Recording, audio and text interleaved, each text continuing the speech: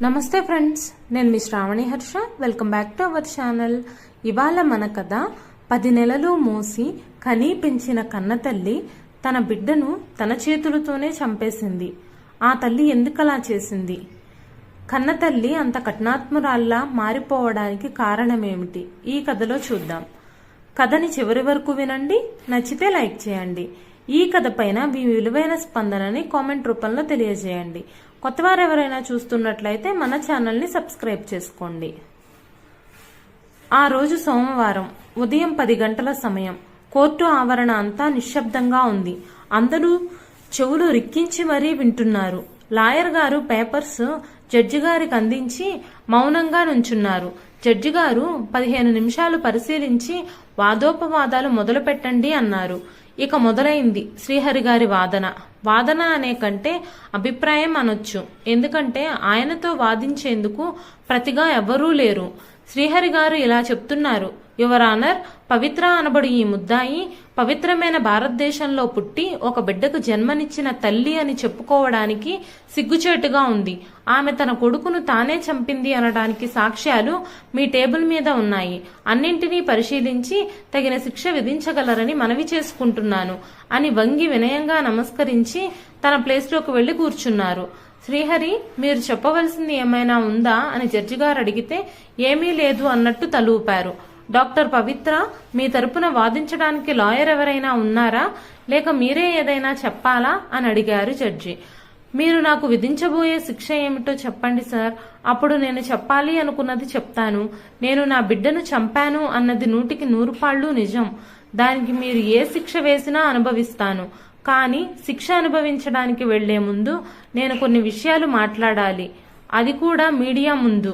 మీరు పర్మిషన్ ఇస్తే నాకు అదే చాలు అని బోన్లో ఉండే నమస్కరించారు.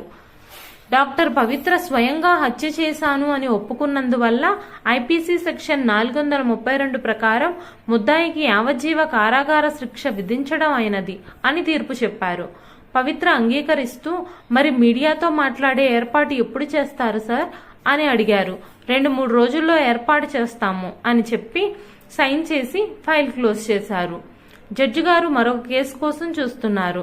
పోలీసులు డాక్టర్ పవిత్రని బందోబస్తుగా జీప్ ఎక్కించడానికి తీసుకెళ్తుంటే అప్పటికే కేసు విషయం ఆ నోటా ఈ నోటా అలా మీడియాని చేరి ఆడా మగా తేడా లేకుండా జనం కూడి దుమ్మెత్తిపోస్తున్నారు. ఆమెకు దూరంగా ఉండి ఉమ్ముతున్నారు, చీదరించుకుంటున్నారు. అయినా కూడా ఆమె నవ్వుతూ సాగిపోతుంది. పవిత్ర భర్త మాత్రం ఈ విషయాన్ని జీర్ణించుకోలేకపోతున్నాడు. ఆమె ఎందుకలా చేసిందో తెలుసుకోలేకపోతున్నాడు. మానసికంగా కృంగి ప్రేమించి పెళ్లి చేసుకున్న భార్య లేక, అపురూపంగా పెంచుకున్న కొడుకు లేక ఒంటరి వాడైపోయాడు. 2 రోజుల తరువాత చెప్పినట్టుగానే మీడియా అంతా స్టేషన్ ముందు బార్లు తీరింది. వారి వెనుక ఉన్న జనాన్ని పోలీసులు దూరంగా ఉంచారు. ఆమె చెప్పింది వినడానికి లైవ్ టెలికాస్ట్ ఏర్పాటు చేశారు. ఆమె చాలా హుందాగా ప్రశాంతంగా బయటకు వచ్చి మీడియా ముందుకు వెళ్తుంది. ఒక రిపోర్టర్ ఇలా అడిగాడు: మీ కన్నబిడ్డను మీరే చంపుకోవడం మీకు తప్పనిపించలేదా అని. ఆమె జవాబు ఇలా చెప్పింది: బిడ్డ తప్పు చేస్తుంటే తల్లి శిక్షించడం తప్పని నేను ఎక్కడా చదవలేదు, నాకు ఎవ్వరూ చెప్పలేదు అని ఆమె జవాబుకి మరో రిపోర్టర్ ఇలా అడిగాడు: శిక్ష వేయడం అంటే చంపేయడమేనా? తల్లి మనసుకు ఓర్పు ఉంటుంది అంటారే, మరి మీలో ఆ క్షమాగుణం ఏమైంది అని. తప్పు క్షమించగలిగేది అయితే క్షమించవచ్చు, కానీ ఆ తప్పు క్షమించడానికి వీల్లేనిదైతే వేరే ఆలోచన లేదు, చంపేయడమే అన్నారు. ప్రాణాలు తీసేంత తప్పు ఏం చేశాడని మీ బిడ్డను మీరే కనీసం పేగుబంధం కూడా గుర్తు లేకుండా అన్యాయంగా చంపేశారు? మీరు చేసిన పని మొత్తం శ్రీజాతికే మచ్చ తెచ్చి పెడుతుంది అని మీకు అనిపించలేదా? అసలు అమర్ మీ సొంత బిడ్డేనా లేక అని అక్కడితో ప్రశ్నను ఆపాడు మరో రిపోర్టర్. ఇంకా అడగాల్సినవి ఏమైనా ఉన్నాయా? ఉంటే ఇప్పుడే అడిగేయండి, ఎందుకంటే నేను చెప్పటం మొదలు పెడితే ఆపను, ఎవరికీ ప్రశ్నించే సమయం ఉండదు అని అందరి వైపు కాసేపు చూస్తూ నిలబడింది. ఎవ్వరూ ఏమీ అడగకపోయేసరికి ఆమె మాట్లాడడం మొదలుపెట్టింది. నేను ఒక డాక్టర్, నాది లవ్ మ్యారేజ్, పెద్దలకు ఇష్టం లేకుండా పెళ్లి చేసుకున్నాం. మాకు పెళ్లి అయ్యి 5 సంవత్సరాలకు ఒక బాబు పుట్టాడు. వాడికి అమర్ అని పేరు పెట్టాము.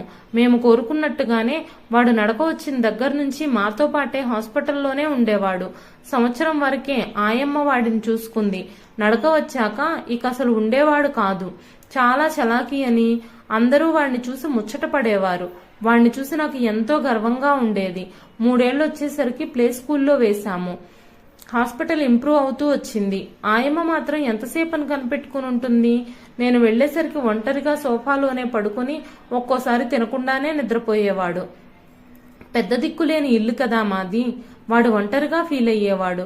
నాకేమో పేషెంట్ని చూసుకోవడానికే రోజంతా సరిపోతుంది. ఇక వాడి బాధ చూడలేక హాస్టల్లో చేర్పిస్తే అక్కడ ఫ్రెండ్స్తో సరదాగా ఉంటాడు అనిపించింది. మంచి హాస్టల్ చూసి వేశాము. అక్కడికి వెళ్ళాక అమర్ చాలా హుషారుగా ఉండేవాడు. ఎక్కడున్నా నా బిడ్డ సంతోషంగా ఉండాలని కోరుకున్నాను కాబట్టి వాడిని చూస్తే హాయిగా అనిపించేది. వాడు వచ్చినప్పుడు 2 రోజులుండి వాడికి నచ్చింది తిని వెళ్లేటప్పుడు డబ్బు కావాలంటే అడిగి తీసుకుని వెళ్లేవాడు. నా బిడ్డ కదా, వాడికంటే ఏది ఎక్కువ కాదు అనుకుని వాడు అడిగినప్పుడల్లా డబ్బిచ్చేవాళ్ళం. అలా 10th వరకు సాగింది. 10thలో పెద్దగా ర్యాంక్ రాకపోయినా డబ్బు ఉంది కదా అని చదివిద్దాంలే, ఎవరూ పుట్టుకతో ప్రయోజకులు కారు కదా అన్న ఉద్దేశంతో ఇంటర్మీడియట్లో జాయిన్ చేశాం.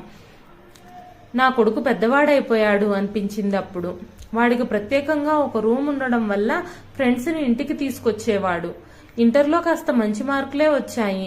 సరే అని ఆపై ఏం చదువుతావు నాన్న అంటే మీలాగా డాక్టర్ అయ్యి మంచి పేరు తెస్తా నాన్న అన్నాడు మా వారితో. చాలా సంతోషించాము. వాడు మెడిసిన్ చదవడానికి అన్ని ఏర్పాట్లు చేశాము. దూరంగా ఉండి చదువుకోవడం వల్ల సంవత్సరానికి ఒకసారి కానీ మా దగ్గరకు రావడానికి కుదరలేదు. కానీ మేమే వాడి దగ్గరికి చూడ్డానికి వెళ్లేవాళ్లం. అలా మధ్య మధ్యలో వస్తూ ఉన్నప్పుడు వాడు నేర్చుకున్న సబ్జెక్ట్ చూపెడతాను అని నా దగ్గరికి వచ్చి పేషెంట్ని చెక్ చేస్తూ మెడిసిన్స్ నాకు చెప్పేవాడు. వాడు చాలా కరెక్ట్గా చెప్తున్నాడు అని మురిసిపోయాను. కానీ ఒకరోజు ఒక ఆమె వచ్చి, ఏమ్మా వ్యాపారం బాగా సాగుతుందా అని అడిగింది. ఆమె అడిగిన తీరు నాకు నచ్చక, ఏమంటున్నారండి, ఇది వ్యాపారం కాదు, పవిత్రమైన వృత్తి అన్నాను. అప్పుడు ఆమె బాధపడుతూ ఇలా అంది, పేరులోనే ఉంది పవిత్రత, చేసే పనిలో లేదు అంది. నాకేం అర్థం కాలేదు. కానీ ఏదో పెద్ద తప్పే జరిగింది అని మనసు కనిపించటంతో ఆమెను కూర్చోబెట్టి అడిగాను, మీరు ఏదో బాధలో ఉన్నారు. అది నా వలన అయితే మీ బాధను పోగొట్టాల్సిన బాధ్యత నా మీద ఉంది. చెప్పండి, నేను ఇంతకీ ఏం చేశాను? నా వలన మీకు కలిగిన బాధ ఏంటి అని అడిగాను. అప్పుడు ఆమె, పిల్లల్ని కలగానే సరిపోదు అంటుంది. ఏంటో అర్థం కాక చాలా కంగారుపడి అడిగాను, ఏమైందండి, ఎందుకని అంత మాట అన్నారు? మా అబ్బాయి ఏమైనా అని ఏమడగాలో అర్థం కాక ఆగిపోయాను. బాధగా, మీ అబ్బాయి ఏం చేస్తున్నాడో ఎప్పుడైనా గమనించారా? అసలు పట్టించుకుంటున్నారా? ఈ మధ్య మా అమ్మాయికి ఆరోగ్యం బాగుండక మీ దగ్గరికి వస్తే ఇలా మీ సుఖాల కోసం ఆడపిల్లల్ని వాడుకుంటారా? పైగా వీడియోలు తీసి మరీ బెదిరిస్తారా? మీరు అసలు మనుషులేనా? ఇదేనా మీరు చేసే పని? అలాగేనా మీరు వ్యాపారాలు చేస్తున్నారు? ఇలాగేనా పెద్దవాళ్ళయ్యారు? ఇలా సంపాదించిన డబ్బుతో మీ బ్రతుకులు నిలబడతాయి అనుకుంటున్నారా? ఆడపిల్లలను బాధపెట్టిన జీవితాలు బాగుపడవు, నాశనం అయిపోతారు. మాలాంటి వాళ్ల ఉసురు పోసుకొని సర్వనాశనం అయిపోతారు అంటూ ఒకటే ఏడుపు. నాకు ఆ క్షణం ఏం మాట్లాడాలో అర్థం కాలేదు. ఇన్నేళ్లుగా మంచి మాటలే తప్ప ఏ రోజు చెడు వినపడని చోట ఇన్ని శాపనార్థాలు విని నా మనసు అల్లకల్లోలమైపోయింది. వెళ్లిపోవడానికి లేచిన ఆమె చెయ్యి పట్టుకుని ఆపి మెల్లగా అడిగాను, ఏమండి, మీరు ఎవరో నాకు తెలియదు. మీరేం మాట్లాడుతున్నారో నిజంగా నాకు అర్థం కావడం లేదు. దయచేసి మీరు చెప్పాలి అనుకునేది అర్థమయ్యేలా చెప్పరా ప్లీజ్ అని అడిగాను. అప్పుడు ఆమెకి నా కళ్ళల్లో నిజాయితీ కనపడిందో ఏమో కాస్త నెమ్మదించి చెప్పటం మొదలు పెట్టారు. మీ అబ్బాయి నా కూతుర్ని ట్రీట్మెంట్ అని చెప్పి మొత్తం అనుభవించి దాన్ని వీడియో తీసి మళ్లీ మళ్లీ రావాలని, రాకపోతే వీడియో షేర్ చేస్తానని బెదిరిస్తున్నాడు. నేను కాల్ చేసి మాట్లాడితే నువ్వైనా పర్వాలేదు, నీ కూతురైనా పర్వాలేదు అంటున్నాడు. నా కూతురికి మంచి సంబంధం వచ్చింది. ఇప్పుడు మీ అబ్బాయి ఇలా బెదిరిస్తున్నాడు. పోలీస్ స్టేషన్కి వెళ్దామంటే ఆడపిల్ల పరువు జీవితం నాశనం అయిపోతాయని భయం. నాకేం చేయాలో అర్థం కావడం లేదు. అందుకే ఇలా వచ్చాను. ఆఖరిసారిగా మిమ్మల్ని తిట్టేసి ఇద్దరం ఏదో ఒకటి తాగి చచ్చిపోదాం అనుకున్నాము అంటూ ఏడుస్తుంటే నాకు నోట మాట రాలేదు. నా కొడుకు ఇంత పని చేశాడా? అసలు నమ్మబుద్ధి కావడం లేదు. అలా ఆలోచిస్తూ ఉండిపోయాను. వెంటనే తేరుకొని ఆమెకు ధైర్యం చెప్పి పంపాను. అలాంటి ఆలోచనలు పెట్టుకోకండి, మీకే సమస్య రాకుండా నేను చూసుకుంటాను అని చెప్పాను. నా మాట మీద నమ్మకంతో ఆమె వెళ్ళింది. నా బుర్ర అంతా వేడెక్కిపోతుంది. ఏం చేయాలో అర్థం కావడం లేదు. ఆలోచిస్తుంటే గుర్తొచ్చింది, సీసీ కెమెరా కవర్ చేసి ఉంది. అప్పుడు అర్థమైంది వాడు అక్కడే ఇలాంటి వేషాలు వేస్తున్నాడు అని. వాడు చేసే వెధవ పనిని సాక్ష్యాలతో పట్టుకోవాలని ఒకరోజు కారులో వెళ్తుండగా మాటల్లో పెట్టి మొబైల్ దాచేశాను. పోయింది అన్నట్టుగా నటించి కంప్లైంట్ ఇద్దాము అంటే వాడు వద్దు అనేశాడు. అప్పుడు వాడి మాటల్లో కంగారు నేను గమనించకపోలేదు. వెంటనే తెలిసిన ఒక హ్యాకర్ని కలిసి మొబైల్లో ఉన్న డేటా అంతా కాపీ చేసి ఇవ్వమంటే ఇచ్చాడు. ఎవరూ లేనప్పుడు సిస్టంలో చూస్తే నా మీద నాకే అసహ్యం వేసింది. వాడి కామానికి బలైన ఆడవారు ఎందరో. అందులో అక్క లేదు, చెల్లి లేదు, తల్లి లేదు. ఇక వయసుతో సంబంధం లేకుండా ఎంతమందిని వాడు శారీరకంగా ఎలా ఆడుకున్నాడో ప్రతిదీ వీడియో తీశాడు. ఆ దరిద్రాన్ని చూడలేక కళ్ళల్లో నీళ్లు తిరిగాయి. ఇలాంటి వాణ్ణి నేనే కన్నానా అని చాలా అసహ్యం వేసింది. ఆ వీడియోలు చూసి రాత్రంతా ఏడుస్తూ కూర్చున్నాను. అయినా నా బాధ తీరలేదు. ఏం చేస్తే వీడికి సరైన శిక్ష పడుతుంది అని చాలా ఆలోచించాను. మాటలతో చెప్తే వినే ఏజ్ వాడు అప్పటికే దాటిపోయాడు. భయపెడదామంటే సైకోలా తయారయ్యి ఇంకా ఘోరంగా ప్రవర్తిస్తాడు అని అర్థమైంది. ఇక ఇలా కాదు, నా కొడుకు కాకపోతే ఏం చేసేదాన్ని అని ఆలోచించాను. అప్పుడు రగిలింది నా తల్లి మనసు. ఆ క్షణం నేను అమరి తల్లి స్థానం నుండి అవతలి ఆడపిల్ల తల్లి స్థానంలో నిలబడితే వాడిని ముక్కలు ముక్కలుగా నరికేయాలనిపించింది. కానీ తల్లిని కదా, అలా చేయలేను. అందుకే ఒకరోజు వాడికి తుమ్ములు వస్తే జలుబు చేసింది అని ఇంజెక్షన్ ఇస్తాను అని వాడికి మెడిసిన్ ఏంటో తెలియకుండా స్లో పాయిజన్ ఇచ్చాను. అది వాడికి చేసేటప్పుడు నా తల్లి మనసు ఎంత తల్లడిందో నాకే తెలుసు. నవమాసాలు మోసి కనీ పెంచిన బిడ్డని ఈ చేతులతో చంపుకుంటున్నాను అంటే నా మనసు ఎంత గాయపడిందో మీకు ఎవరికి తెలుసు? ఆ బాధ అనుభవించిన నాకే తెలుసు. ఇవాళ మీరంటున్నారే నువ్వు అసలు తల్లివేనా అని.